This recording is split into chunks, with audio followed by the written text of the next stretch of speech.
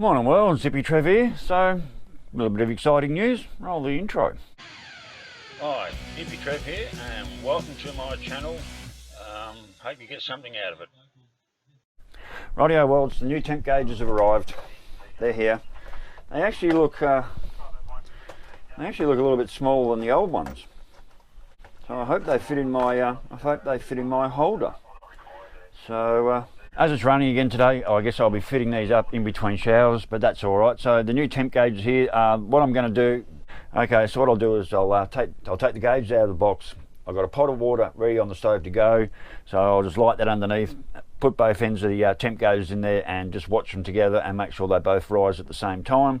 So I'll know that they're pretty much both reading the same, and so they're both reading the same. So there's no, like at the moment the gauges in the car, there is a variation of about 5 or 10 degrees difference between the two gauges, which sort of, you know, you want them reading the same so you get accurate readings. So I'll chuck these in the water, bring her up to boil and make sure the gauges read the same, and also I'll actually know where boiling point is on the gauges as well. So that'll help me identify when the car's running too hot, because I'll know exactly what point the gauges say the water's boiling at. And I know, yes, it boils later under pressure, but at the same time boiling point's boiling point, so I'll know by these gauges where their boiling point is on the mark. So rightio, I'll get back to you later when I'm setting them up. Okay, so the gauges are rising, and they seem to be rising about the same. Water's not boiling yet, but it's coming up there. So one does seem to be a little higher than the other. No, they're pretty close. A little bit of difference there, but also the two centres aren't exactly in the same spot, but they're pretty close. So, and we're just coming up to boiling now. I'll wait till she's boiling. So this one on the side seems to be reading slightly hotter than this one by a lot now.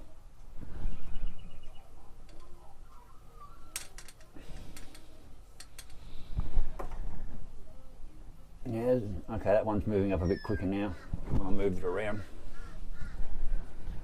So we're coming up to, this one's coming up to 100. This one's slowly catching up. But they aren't exactly in the same spot. This one here is resting up against the side of the pot, so that could give me a little bit of difference.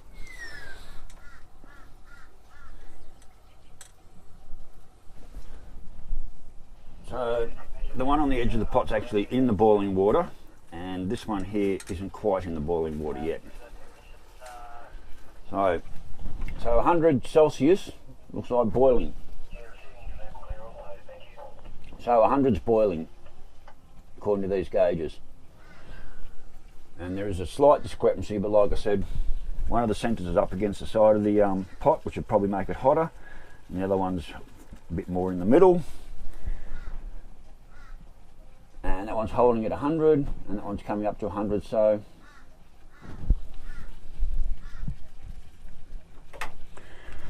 there we are worlds. If those gauges hit 100 while in the car, I'm in serious trouble. So I'm assuming it should run between about 80 Celsius or maybe a little bit hotter. I'm not sure, I won't know till they're in the car. So anyway, that's the next job. Get the old gauges out and get these new gauges in the car. Alright, world. So I've been working in between the showers, and it's been pissing down most of today off and on. But I've got the new temp gauges in. I didn't bother filming it. I was just trying to get in between the showers, so I didn't film it at all. I haven't been for a test drive yet. So yeah, there's the new gauges in, and I haven't wired the lights in yet because I've got to wire earths and everything. And at some stage I will wire lights in there because I like having them. Not that I do any night driving, but it's just nice to have them lit up when I need them. So, and yeah, to the bloke who said about my bird's nest, good on you, mate. That was pretty funny, mate. And, you know, when you got hair like mine, you can't do shit with it. If you brush it, it looks like shit, and I just let it do what it does. I don't even bother. Actually, I brushed it the other day, but basically I don't brush my hair because there's just really no point. So anyway, well, the gauges are in, and the next thing to do is go for a test drive. I'm just going to wait till this rain pisses off and we get a little bit clearer, and we'll go out for a test run. So all right, we'll catch you a bit later when I'm on the run. Bye. Rightio, worlds, we're in the boat. Daz Daz boot, and we're about to go for a run. Check out the new temp gauges, see what they look like when they're operating. So we know boiling point's 100.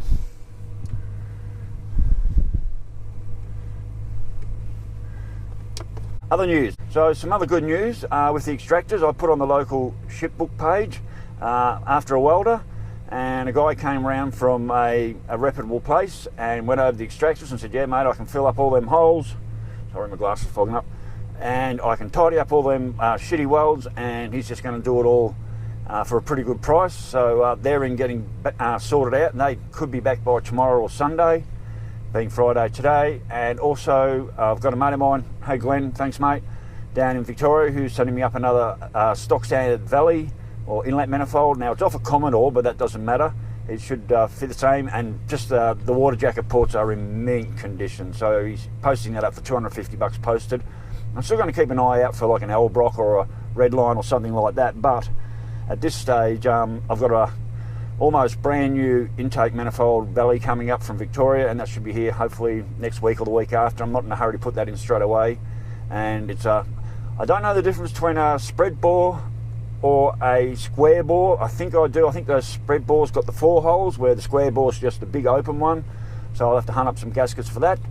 And like I said, I'll still keep looking around for maybe a slightly more high performance manifold. But anyway, the extractors are in getting done and fixed up, and then it'll be a trip to Bundy and trying to tee up some sort of place in Bundy to have the extractors fitted up. Someone said, you know, do it yourself. Well, 1, I can't weld, so I'm not even going to try. 2, I don't have a welder. And 3, I want it done right the first time. I don't want no comebacks. So if it goes into a proper exhaust joint, they do it properly, I'm a happy boy. So anyway, barely see out my mirrors because everything's so wet. We haven't had a lot of rain, but it's been off and on and fairly consistent. So yeah, I didn't film installing the temp gauges. Everyone knows how to install temp gauges.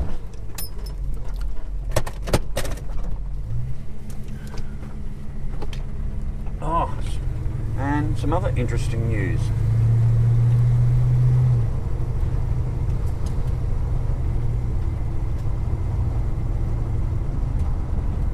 Dickface here owns that shitbox red dummy door. I think he got pinged by the old Mr. Plod yesterday, because his car was parked down the side of the road at the end of my street there for quite a few hours, and I know he doesn't know anyone there. And when he finally drove home, he drove past my place about 120, 140k an hour. So I somehow think he might have got pinged by the coppers, and basically since the car got home late yesterday afternoon, he hasn't been out in it that I'm aware of. So I think the coppers finally pinged that bastard, the fucking idiot. Alright, let's go see what my temp gauges do. Oh, this car sounds so meaty. Sorry about the camera work. So left gauge, left bank, right gauge, right bank. Let's see what happens.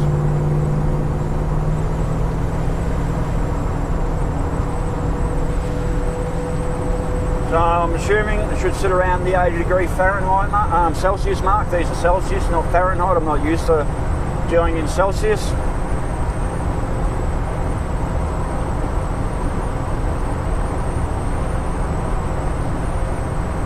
Both seem to be running pretty even. I can't wait to get the lights in there. Yeah, well shit, that's what I'm doing. So the left one's still going up and down, where the right one's staying solid. But it's certainly not topping around to boiling point or anything like that. So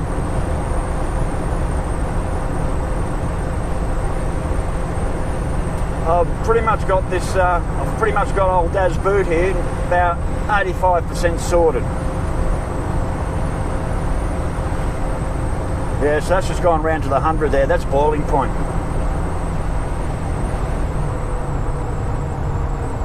Oh shit, well maybe I haven't. Okay, it's going down. I'm going to just pull up quickly and check my water. So that went right away around to, there we go, right up to 100 degrees Celsius. That's too hot. Right gauge sitting below 80, and this one just gone straight past 110. Sorry, straight past 100, almost top to 110. God, when I think I've got this thing sorted, I haven't. I'm just going to make sure I've got enough water in here as well, because I pulled the temps out of the front of the belly. All right, I'm going to go and, oops, sorry about that. I'm going to go and check this water. There's plenty of water, and the cap was under a lot of pressure. So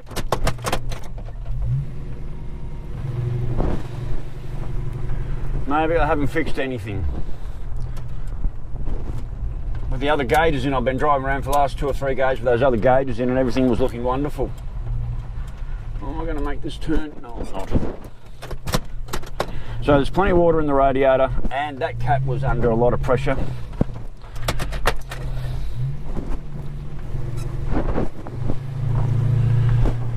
So she's up, nearly up to 100, which is boiling point Celsius, I think. Well, when I put it in the saucepan and tested it, it went to 100. I think we'll just head back into town. So the right bank's doing what it always did, nothing, stays right. There it goes, 100.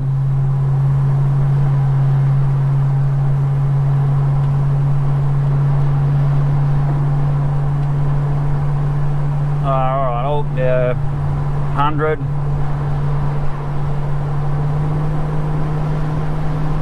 Way past 110.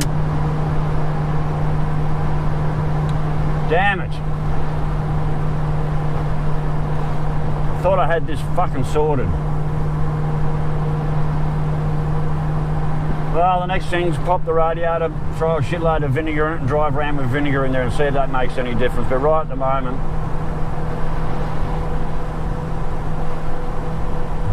as my mate Stewie reckons, just pull the left-hand temp gauge out and don't worry about it. Well, I can't do that. There's just too much going on there. You can see it. There's just way too much going on.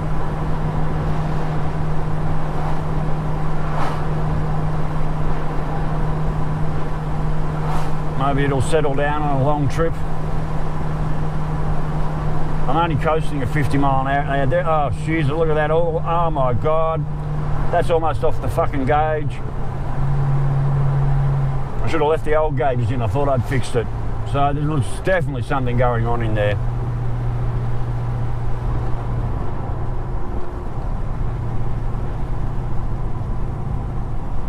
Brand new gauges.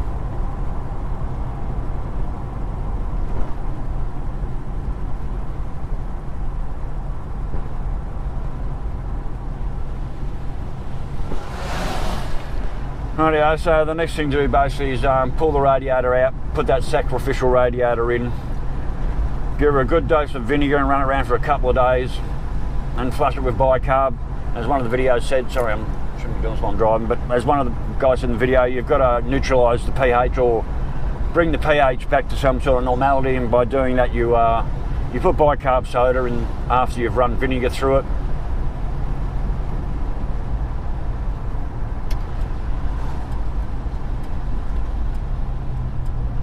Anyway, the new gauges do tell the story.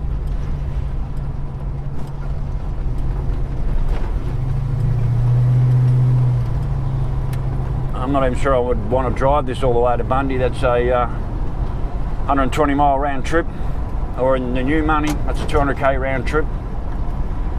So, well, the gauge has settled down now a little bit, but I am only tooling around town at the moment. Oh, there it goes, it's up again.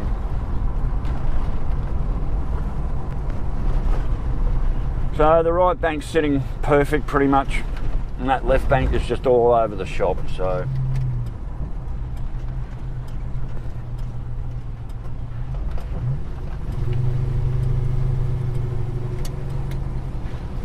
Damn. I'm gonna pull in the pub. I'm gonna pull into the pub and grab a bottle. So, alright, well, I'll catch you later. Stay safe, keep your knees in the breeze. Later, bye.